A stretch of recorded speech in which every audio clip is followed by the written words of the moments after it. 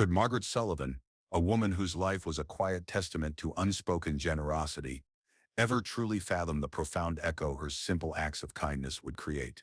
For 7 long years she had nourished a hungry young boy, a child of the streets, with meals from the back door of the greasy diner where she toiled.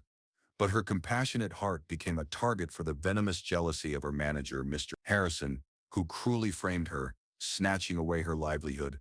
Left with nothing but shattered dignity, she pressed one last bag of food into the boy's hands, her address scribbled on a napkin, a silent prayer for his survival. A decade of desolate silence stretched before her, until one crisp autumn evening, a sleek, dark SUV glided to a halt before her humble, weathered home. When a distinguished man emerged, Margaret froze, her breath catching in her throat. Could it be the very boy she had once saved had returned? And what astonishing revelation he carried would irrevocably alter her entire world. Oh, that diner! Every morning the air hung heavy with the cloying scent of burnt coffee and sizzling bacon. The ancient booths, their red vinyl scarred by countless patrons, lined the walls, while the ceaseless murmur of conversations mingled with the incessant clatter of plates. To most, it was merely a pit stop for a cheap breakfast before the grind of work. Yet, for Margaret Sullivan, a 60-year-old waitress with a crown of silver-streaked hair neatly pinned in a bun, that diner was the very heartbeat of her existence. She moved with a practiced, silent grace, refilling mugs, expertly balancing laden trays, offering weary smiles even as her legs screamed in protest. Most customers barely registered her presence, except for the occasional grumble about a delayed order. But Margaret harbored a secret ritual, a hidden rhythm to her days that none of the regulars ever suspected. As each grueling shift concluded, she would slip out the back entrance, a small paper bag clutched tightly in her arthritic hand. Sometimes it held the day's leftovers, sometimes humble provisions she'd quietly purchased with her meager tips. Down the narrow, forgotten alley she'd tread, her worn shoes scraping against the gritty asphalt, until she reached the shadow of the dumpster where a boy faithfully waited. He couldn't have been more than 8 when her gaze first fell upon him. His skin, a rich dark brown, framed eyes that bore the crushing weight of hunger, and his thin clothes offered scant defense against the biting cold. He never uttered a plea, never begged for a morsel. He simply stood there, shifting nervously from foot to foot, his arms crossed tightly, as if preparing for an unseen blow from the harsh world. That first time Margaret hesitated, a flicker of uncertainty in her heart. But as she extended a simple sandwich, wrapped in a crinkled paper, his gaze met hers with an emotion far deeper than mere gratitude. It was pure disbelief, as if the very concept of kindness was more foreign to him than the gnawing ache of an empty stomach. And so, an unspoken pact was sealed. Day after day, year after year, Margaret brought him sustenance. She never pried, never demanded his story, never burdened him with questions. She simply fed him, a sliver of pie when there was extra, a bowl of warming soup on frigid days, a carton of milk whenever her budget allowed. Whispers began to snake through the diner staff. "You're just throwing good food away on some stray," scoffed a cook, shaking his head in disapproval. Another waitress muttered darkly, "You'll live to regret it. Kids like that never remember who helped them." Margaret pretended not to hear, but their cruel words pricked her like tiny painful cuts, stinging before she carefully buried them deep within her. Yet, she persisted. She even started tucking small handwritten notes into the napkins, a cheerful smiley face, a gentle "stay warm," or sometimes just his name. She'd once asked him, so very softly, and he'd whispered it back, so faint she almost missed it. That name, her special secret, was never spoken aloud to anyone else. It was theirs, a sacred bond. Through raging storms she sheltered bread in her coat pocket, protecting it from the driving rain. On sweltering summer nights, she'd painstakingly freeze bottles of water, ensuring he had something cool to drink. Even when the tremor of arthritis made her hands ache, she still packed that humble paper bag and navigated the shadowy alley, as if this sacred ritual was the anchor that kept her weary spirit steady. By the 7th year the boy had grown, his frame taller and stronger, but his eyes, those eyes still held the same profound weight. He would offer a quiet nod, sometimes a hesitant half smile. Words remained scarce, yet the silence between them was not awkward. It was a testament to their shared survival. In that profound quiet she truly saw him. Not merely a homeless black child, not just another forgotten soul, but a person who mattered, regardless of what the rest of the world believed. Margaret, in her humble heart, never realized then that each simple bag of food was a seed, carefully sown. While countless others walked past Daniel day after day oblivious, she had stopped. She had noticed. She had cared. The diner's gossips grew bolder, their whispers escalating into outright mockery. Some sneered at her kindness, others rolled their eyes with disdain. 7 years. Do you honestly think you're some kind of saint?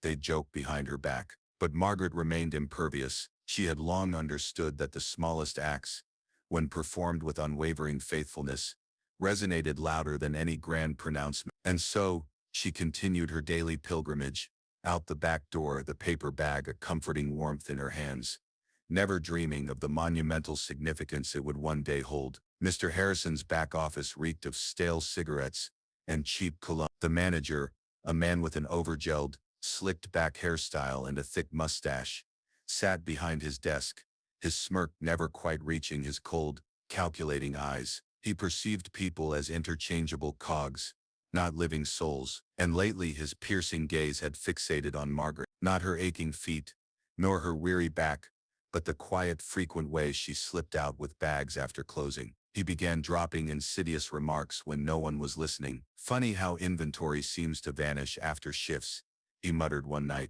his eyes narrowing to slit. Margaret pretended to busy herself stacking plates, but his words clung to her like a foul odor. The insidious whispers among her co-workers only fueled the fire. Maybe she's swiping pies. A cook chuckled conspiratorially in the kitchen. No, another server hissed, lowering her voice. She's feeding that street kid again. I caught her once. The first cook laughed, a harsh, dismissive sound. Well, the boss won't be pleased. Wasting company inventory is practically stealing. Margaret overheard every word, her hands tightening around the coffee pot she held, but she remained tragically silent. Then, one fateful Friday evening, the storm broke. The register was short, a paltry $40 missing. Mr. Harrison assembled the staff, pacing before them like a predator, a wolf poised to strike. His voice was unsettlingly smooth, too smooth. Someone's been pilfering from the till, and I have a pretty good idea who it is. Every eye in the room swiveled towards Margaret. Her stomach plummeted. Harrison pointed a finger, accusatory and sharp. We've all seen you walking out with those bags every single night. Don't even try to feign innocence. Her chest constricted, her voice trembling as she desperately tried to explain. That's food, not money. I swear, I've never touched the cash register. But Harrison cut her off with a cruel sneer. You honestly think the owner cares about your pathetic sob story? You're finished here. Get out. A suffocating silence descended upon the diner, a silence far more wounding than any word. A young busboy whispered to another near the doorway. She's been here longer than any of us. They can't just toss her out like that. The other merely shrugged, a grim acceptance. They just did. Harrison always wanted her gone. Margaret stood paralyzed, the room swirling around her. She yearned to scream, to fight, to demand proof of her innocence. But years of quiet resignation, years of swallowing her pride, had bound her tongue in chains. And so, she walked away. That night, her steps down the familiar alley were heavier than any burden she had ever carried. Daniel was there, his shoulders hunched against the encroaching cold, his eyes searching for the customary bag. Her hands trembled violently as she passed it to him. But this time, it held more than just food. Tucked inside was a folded napkin, the ink smudged where her tears had fallen. I no longer work here. They accused me of things I didn't do. But if you ever need help, this is where I live. Her address, scrawled in a shaky hand, followed. Daniel took the bag, his gaze lingering on her face longer than usual, his lips parting as if to speak. Yet no sound escaped. He simply nodded, clutching the bag to his chest, and vanished into the cold, unforgiving night. Margaret remained in the alley long after he was gone, the biting cold slicing through her thin coat, her body feeling utterly hollow. She had nothing left now, no job, no security, no future, only the fragile, fading hope that the boy might one day remember that address. But as weeks bled into months, and months into desolate years, no one ever came knocking, and Margaret learned the most agonizing truth about kindness. Sometimes you pour your entire soul into it, and it simply dissolves into silence. The harsh winters arrived first, the kind that gnaw through thick wool and chill you to the bone. Margaret learned to double layer her socks, to wear a cardigan beneath her coat, to tuck her scarf high to prevent the wind from snaking down her collar. Mornings now carried the sharp scent of menthol and bleach. She took on part-time cleaning jobs,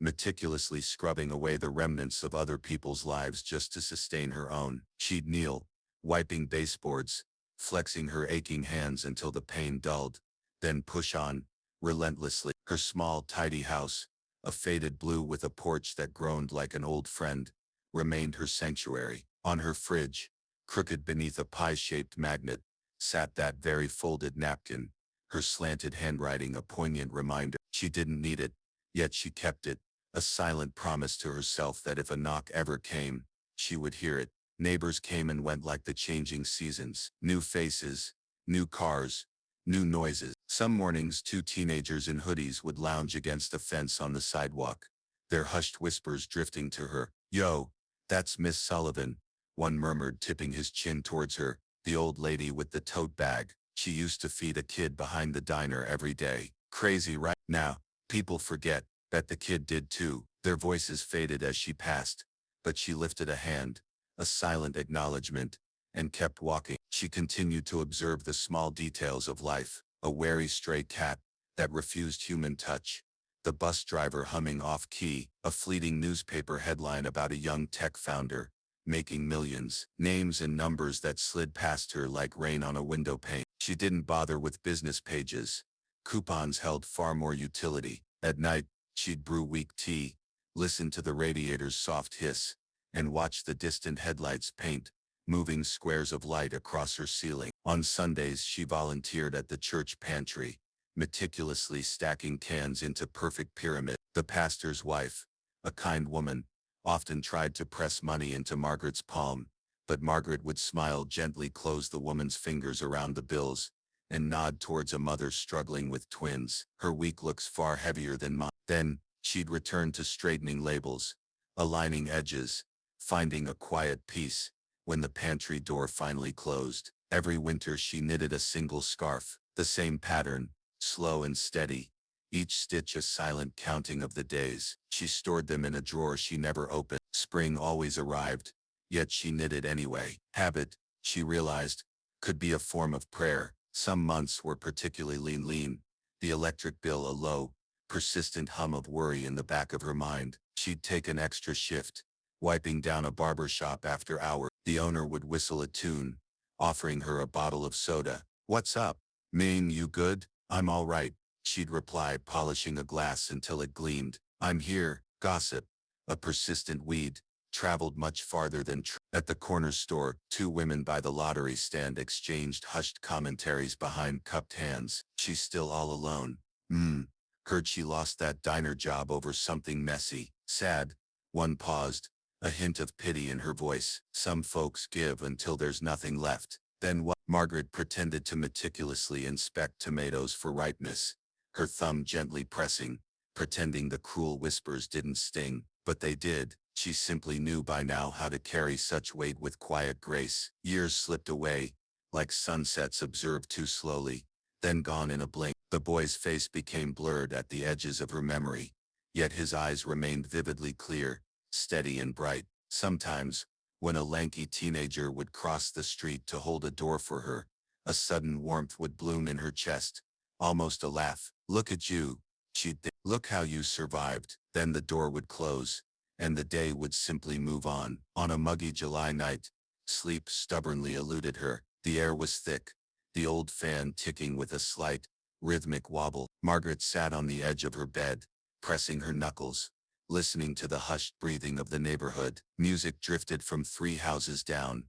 a couple's argument, growing softer, then fading, a distant siren's wail. She rose, padded to the kitchen, poured a glass of water, and leaned against the cool laminate counter, her forearms finding solace. Her breath slowly deepened. Autumn once more. Leaves, like turning pages, began their descent. She raked small piles, meticulously tied them into bags, pausing to stretch the tight ache in her back. Across the street, a new couple moved in, unloading potted plants, framed art, and a bicycle with a distinctive squeaky wheel. The man offered a friendly wave. "Morning, morning," she replied, a small genuine smile lifting a corner of her mouth. That week, the barber excitedly recounted a wild story about a tech genius who'd risen from poverty to build schools. Names bounced around the shop like ping-pong balls, fast and thrilling. Margaret, wiping mirrors, half listened,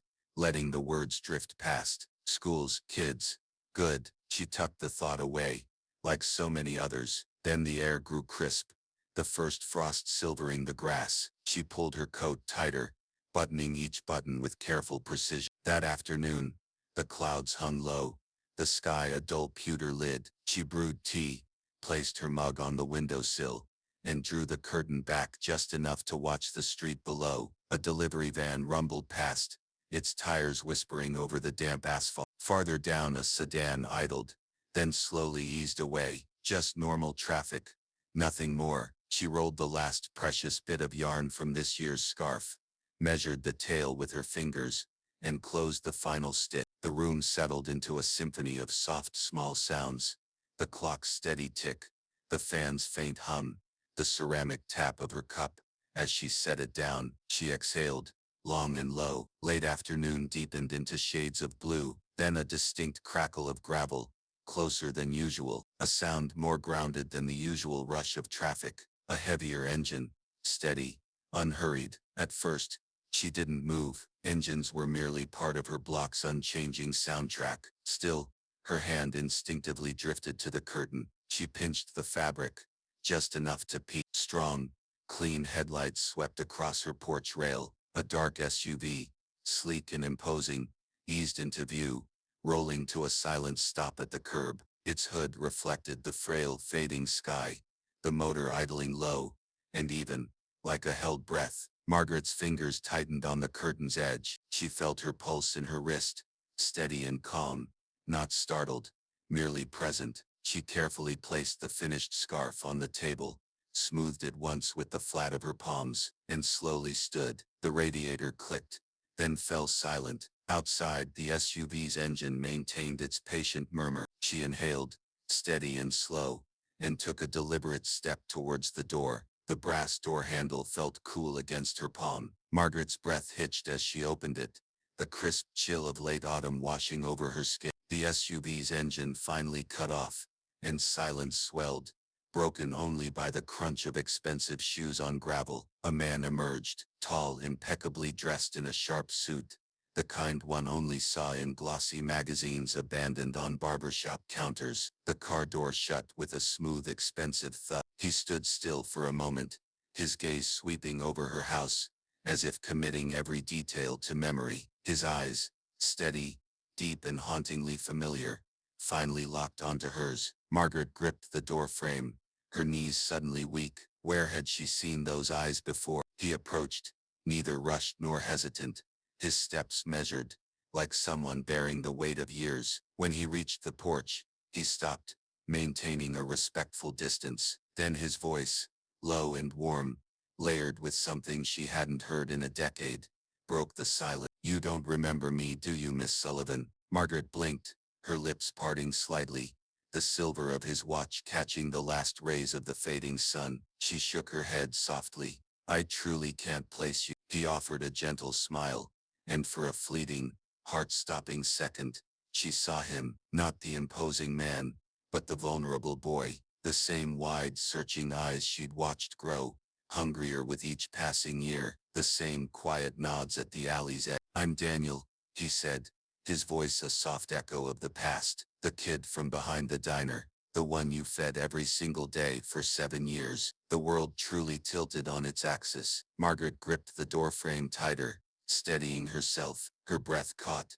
a painful knot in her chest. The alley, the paper bags, the little notes, the last tear-smudged napkin with her address. Daniel, her eyes welled with tears, a flood of memories rushing back with a clarity so sharp it brought a fresh ache. "Oh my goodness," she whispered, her voice barely audible. He nodded, his gaze filled with a profound tenderness. "That note you gave me, I kept it. I couldn't come back then, Miss Sullivan. I was just trying to survive. but I swore if I ever made it, I would find you. A burning sensation rose in her throat, a torrent of tears she hadn't allowed herself to shed in years, finally threatening to spill. She gestured weakly towards the door. Come in, please, Daniel, please. Inside, her small house seemed to shrink with his imposing presence, his aura filling every corner. He surveyed the worn furniture, the neatly stacked, unpaid bills on the side table.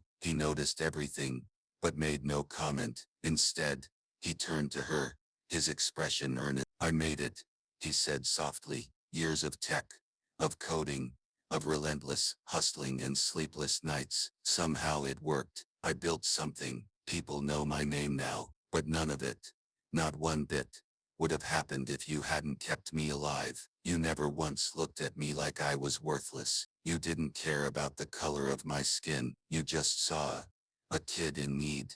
And that, Miss Sullivan, that saved my life. Margaret's hands flew to cover her mouth, trembling. All I ever wanted, she whispered, tears finally streaming down her face, was for you to eat, to be okay. He exhaled slowly, a deep, steady breath. You did so much more than that. You gave me my dignity back. When the whole world tried to take it away, the following weeks unfolded like the most beautiful, improbable dream. He secured a brand new home for her, warm, filled with light, free of peeling paint and creaking porches. He even established a business in her name, ensuring her financial stability for the rest of her days. But the most astounding revelation came when he unveiled something far grander. He had founded an orphanage, brick by brick. It was built in her honor. Above its grand entrance, etched into clean, pristine stone, were the words, "The Sullivan Home for Children." Reporters swarmed the opening ceremony, cameras flashing incessantly. As Daniel stood at the podium, Margaret, elegant in a simple navy dress, sat in the front row, her hands folded tightly in her lap, her eyes brimming with unshed tears. As he gestured towards her, "If not for her," he declared, his voice resonating with enough power to quiet the buzzing crowd, "I would not be standing here today. She fed me when the world turned its back. She believed I mattered when no one else did. She didn't see my skin. She didn't ask questions. She simply cared. And that, ladies and gentlemen, gave me the strength to survive." Gasps rippled through the stunned audience. Heads turned towards Margaret, some applauding softly, others openly wiping away tears. She felt a blush creep up her cheeks, her hands trembling once more, but this time not from exhaustion. This was a tremor of something far heavier, richer, the profound, overwhelming sensation of finally being seen. When the conference concluded, a joyous throng of children from the orphanage, bright-eyed, boisterous and full of life, rushed towards her, hugging her legs, tugging at her sleeves. She laughed, a sound so genuine and unburdened it surprised even herself. For the first time in countless years, Margaret's heart felt utterly, wonderfully full, not from the money, not from the public recognition, but from the quiet, profound truth that what she had given in silence had returned to her in ways she had never, ever dared to dream possible. And so, the humble scraps of food she had carried in paper bags had become something infinitely greater than mere survival. They had become powerful seeds, seeds that blossomed into a remarkable man, an enduring legacy, and a loving home for countless other, forgotten souls. Sometimes, the smallest acts of kindness truly do outlive the darkest years. For when Margaret Sullivan fed a forgotten boy, she wasn't merely feeding hunger, she was nurturing hope.